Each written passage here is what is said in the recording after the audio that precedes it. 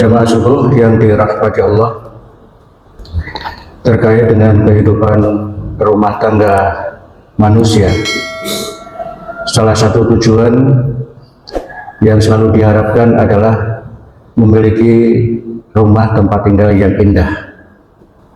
Sehingga sering kita dengarkan ada ungkapan Baiti Jannati, rumahku adalah surgaku. Ungkapan ini bukan hadis, akan tapi sebuah motivasi dari hamba Allah yang menginginkan bahwa ia memiliki rumah tempat tinggal seperti surga.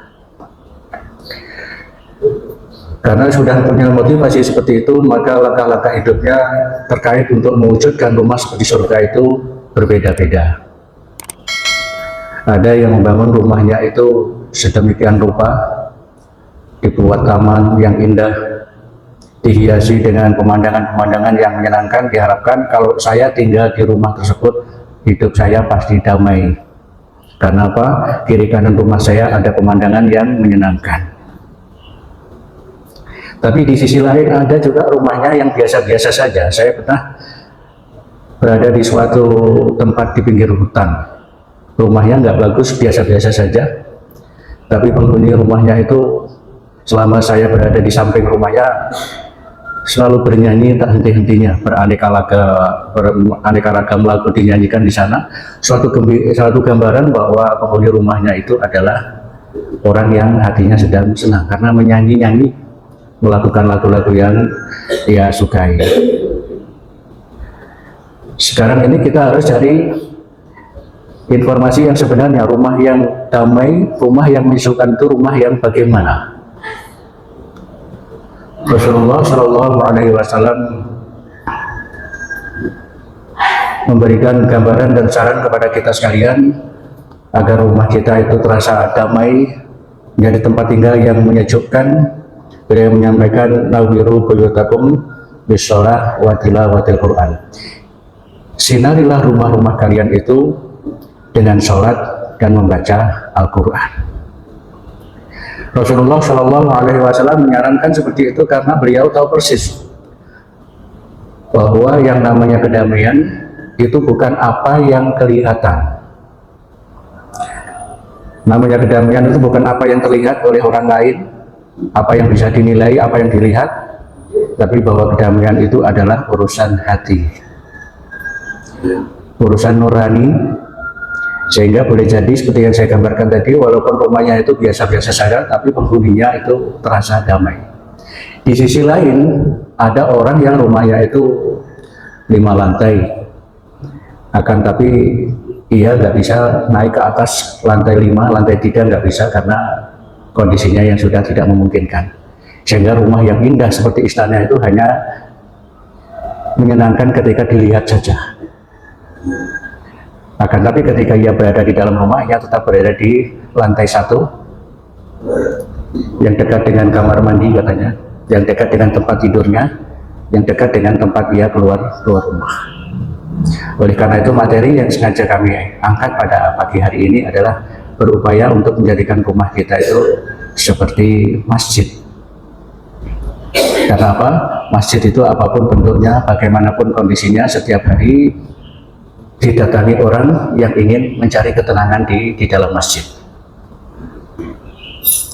Dan salah satu bimbingan dari Rasulullah SAW agar rumah kita itu terasa menyejukkan, menenteramkan adalah yang pertama dihiasi dengan sholat. Nawiru buyutakum bisolah. Hiasilah rumah itu dengan sholat. Wa qiraatil Quran, dan membaca Al-Quran. Kenapa kita dianjurkan untuk menghiasi dengan sholat? Karena orang yang sedang sholat itu adalah orang yang sedang ditemani, didekati oleh malaikat-malaikat. Jadi ketika seseorang itu sholat, maka disitulah Allah dan para malaikat yang memperhatikan apa yang sedang dibaca, apa yang sedang dihayati di dalam sholat. Jadi bahwa sholat itu adalah beribadah kepada Allah. Apabila seseorang itu sudah takbir menyebut nama Allah, disitulah Allah akan menyaksikan, disitulah Allah hadir, disitulah Allah memperhatikan apa yang sedang dibaca.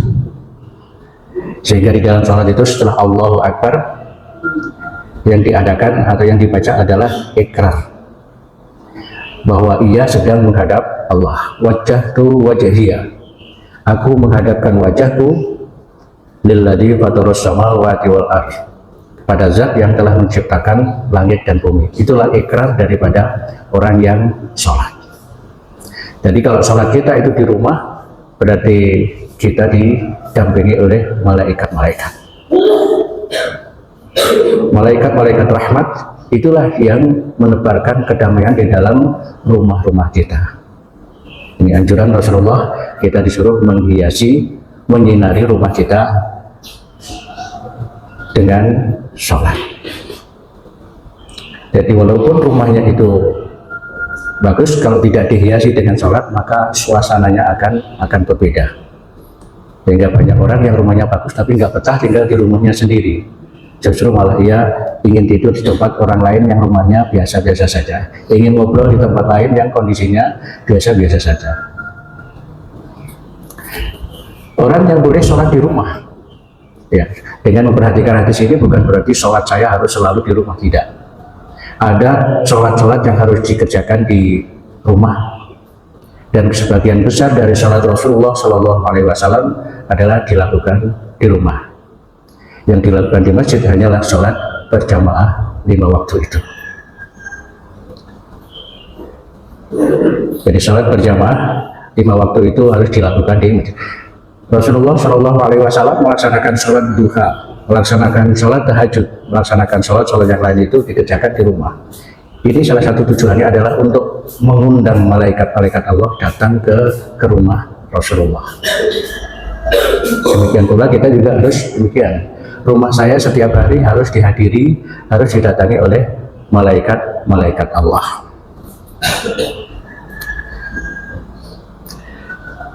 Kita dianjurkan untuk menjadikan rumah kita seperti masjid.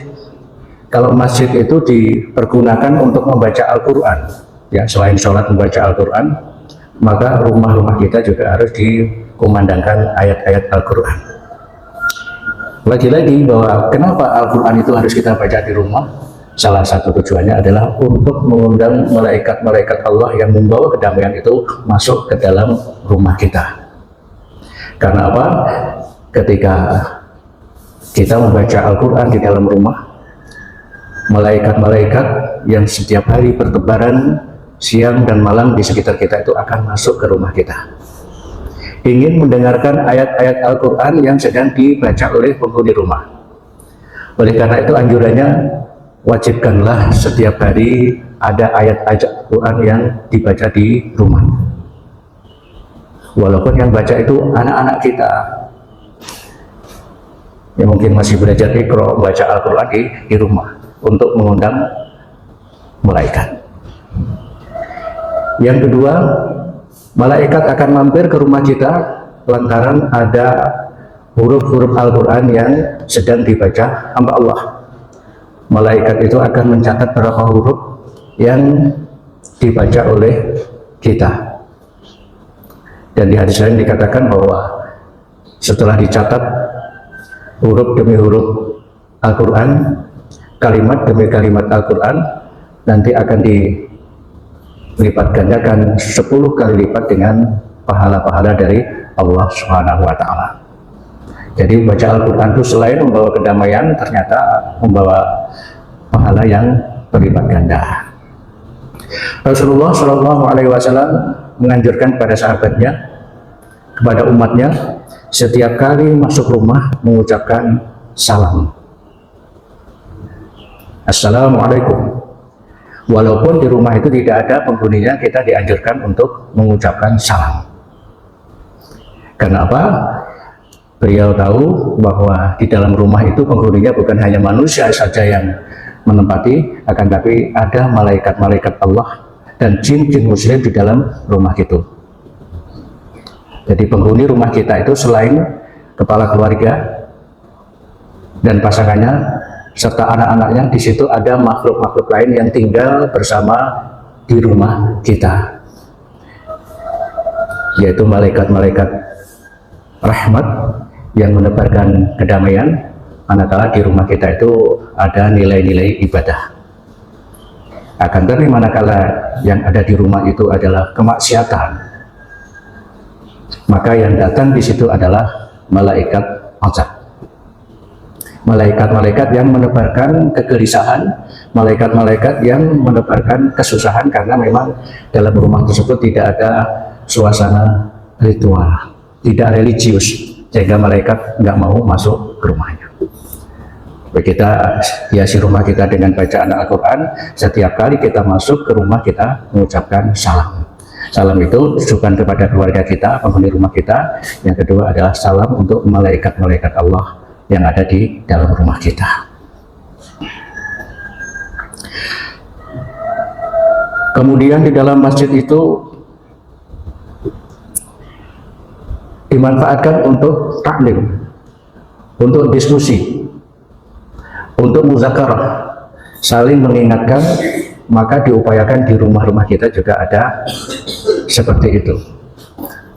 Walaupun tidak berupa ceramah di dalam rumah kita, tapi kita adakan dialog, adakan diskusi. Mungkin ada tamu yang datang bicara masalah agama di rumah kita. Ya, itu kita harus terbuka. Karena apa? Orang yang sedang muzakarah, orang yang sedang menyampaikan firman-firman Allah, ajaran-ajaran Allah, itu juga akan diiringi oleh malaikat-malaikat rahmat. Tapi manakala yang didialogkan, yang didiskusikan itu hal-hal kemaksiatan, di situ provokatornya adalah jin atau setan yang jahat.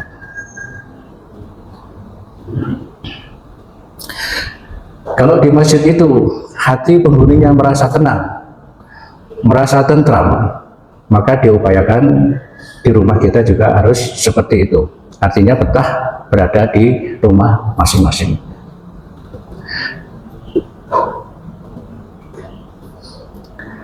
Selanjutnya bahwa Rasulullah tadi menyampaikan wala tattakhiduha kuburan, dan jangan kau jadikan rumah itu seperti kuburan.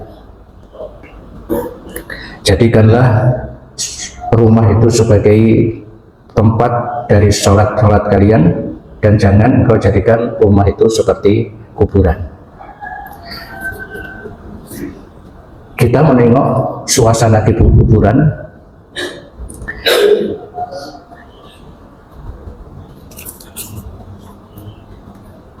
yang datang ke kuburan itu adalah orang-orang yang berduka, orang-orang yang dalam hatinya ada perasaan gundah, ada orang yang perasaannya itu takut, ada orang yang beranggapan bahwa di kuburan itu ngeri, sehingga ia tidak mau datang ke kuburan. Dapat dibayangkan kalau rumah kita ini nggak pernah didatangi oleh orang lain, nggak pernah dijadikan tempat diskusi dan sebagainya, maka suasana persis seperti kuburan itu tadi. Tempat yang kelihatannya bagus tapi angker, ngeri, oh kamu jangan ke situ, itu penghuninya galak, nggak mau menerima tamu dan lain sebagainya. Jadi rumah kita harus dikondisikan seperti masjid yang terbuka untuk menerima silaturahmi, seperti halnya masjid itu terbuka untuk dijadikan tempat-tempat silaturahmi.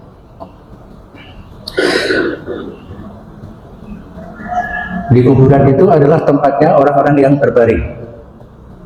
Berarti jangan sampai rumah kita itu hanya dijadikan sebagai tempat tidur, dijadikan hanya sebagai tempat berbaring. Ya, namanya kalau tempat tidur itu kan suasana yang diinginkan adalah sepi.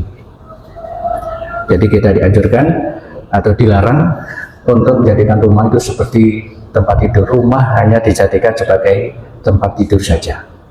Akan tapi harus dijadikan tempat silaturahmi, tempat menerima tamu, tempat beribadah, tempat diskusi dan lain sebagainya. Dan di kuburan itu suasananya adalah tegang. Rasanya nggak pantas di kuburan itu banyak orang-orang yang tertawa. Semuanya suasana adalah religius, tegang.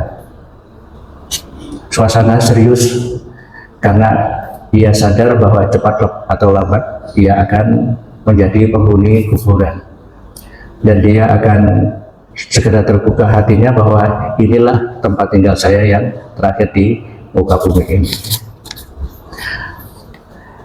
Hadirin sekalian yang dirahmati Allah, kalau tadi dikatakan bahwa di sisi lain bagi laki-laki itu diwajibkan untuk sholat berjamaah di masjid,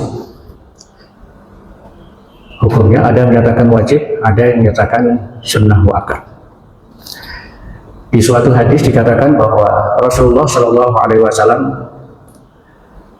ketika melihat kondisi masjid itu sepi, beliau menyampaikan, saya akan keliling kampung ini untuk menilai, untuk melihat siapa-siapa umatku yang tidak datang ke masjid dan akan kami bakar rumahnya.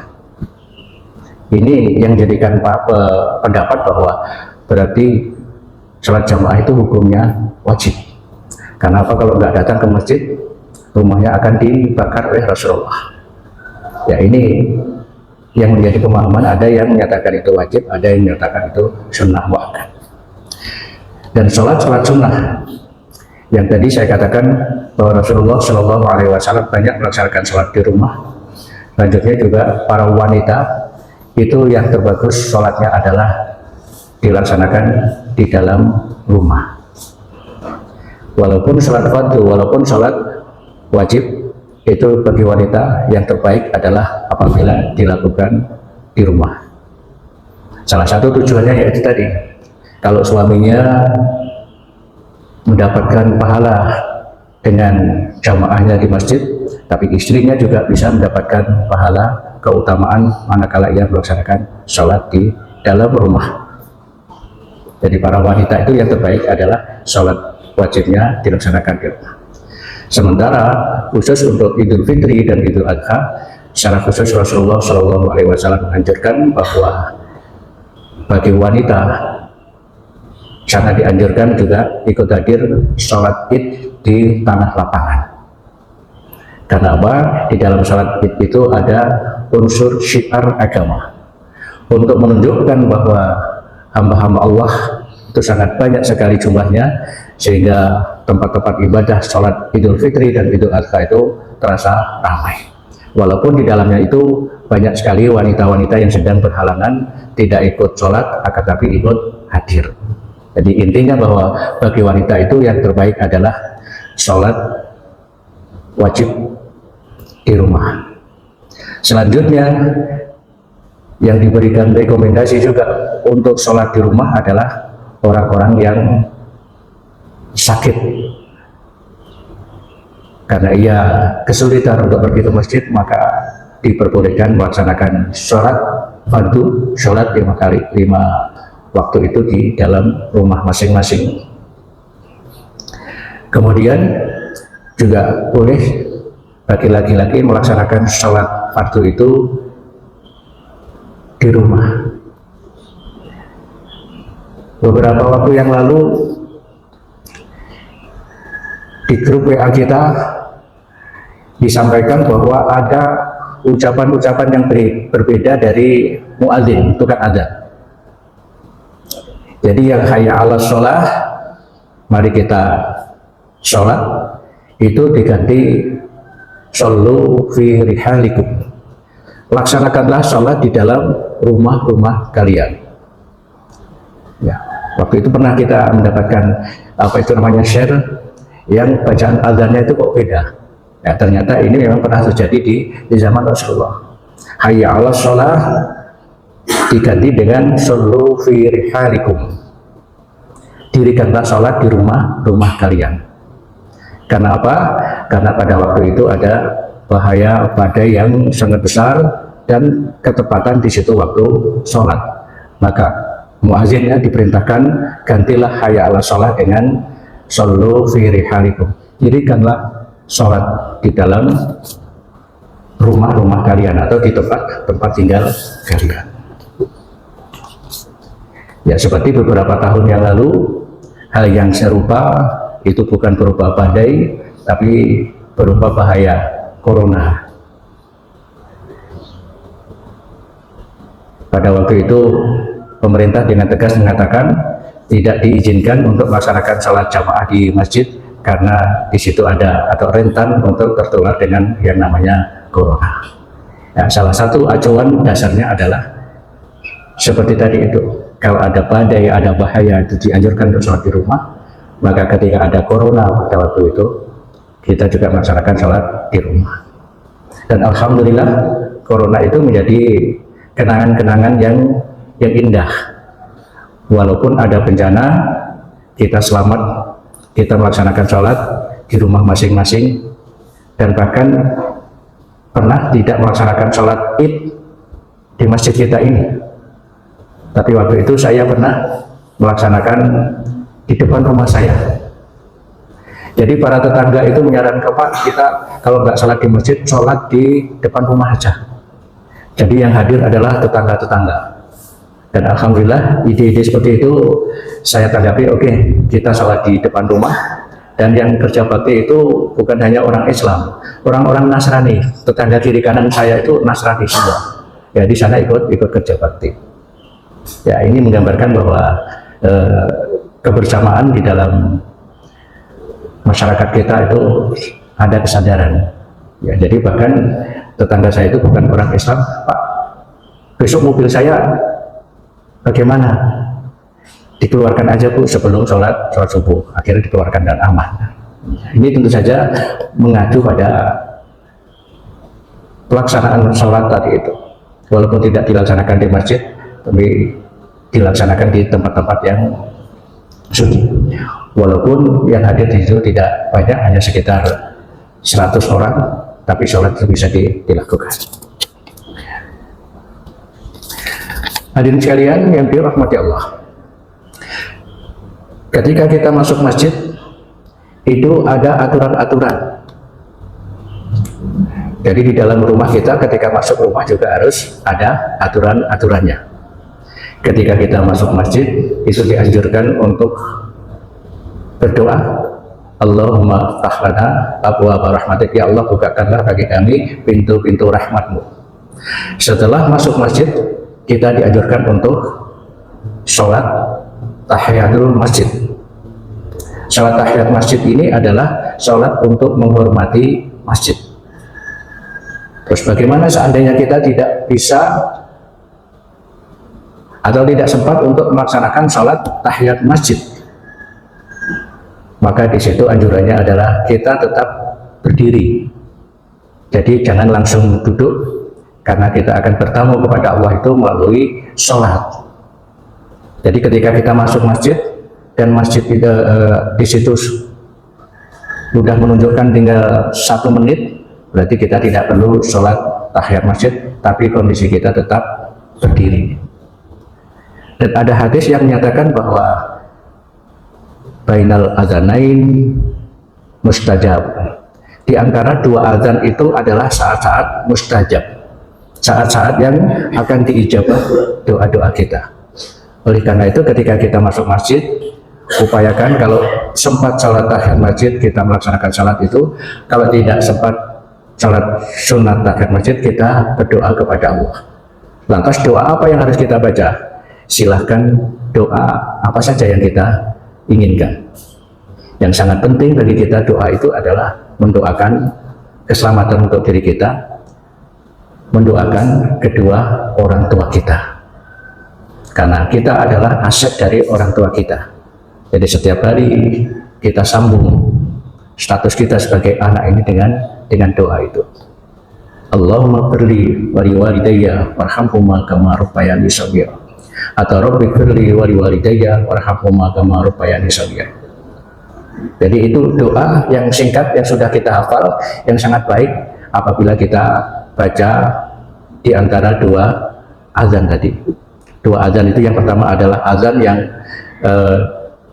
pemberitahuan waktu sholat, yang kedua adalah azan yang menyatakan bahwa sholat betul-betul akan dilaksanakan. Qad qamatis sholah, sungguh sholat akan dilaksanakan, sungguh sholat itu akan didirikan.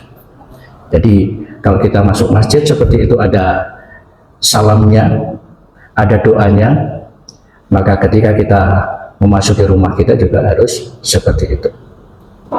Ada doa. dalam rumah kita, atau hiasi rumah kita itu dengan banyak doa kepada Allah Subhanahu wa Ta'ala. Terus tadi juga dikatakan kita dianjurkan untuk menghiasi rumah kita dengan bacaan Al-Quran, karena memang di masjid juga seperti itu. Dalam menunggu sholat banyak membaca Al-Quran, dan kita tidak boleh mengganggu orang-orang yang sedang sholat. Jadi bacaan Al-Quran kita baik di rumah atau di masjid itu tidak boleh mengganggu orang lain. Jangan sampai bacaan Al-Quran yang kita kumandangkan itu mengganggu orang lain yang mungkin sedang istirahat atau orang yang sedang munajat. Suatu ketika pada malam hari Rasulullah Shallallahu Alaihi Wasallam keliling, ya, jadi keliling sekitar rumahnya. Di situ menghampiri rumah Abu Bakar. Didengarkan bahwa Abu Bakar sedang sholat tahajud, sedang sholat malam, tapi bacaannya sangat pelan. Bacaannya sangat pelan, hampir tidak kedengaran. Kemudian melintas di rumah Umar bin Khattab, bacaan Al-Qur'annya itu kedengaran dari luar rumah. Berarti bacaannya sangat keras.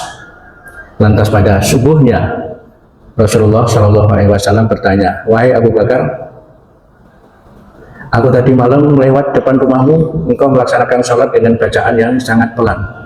Kenapa seperti itu?"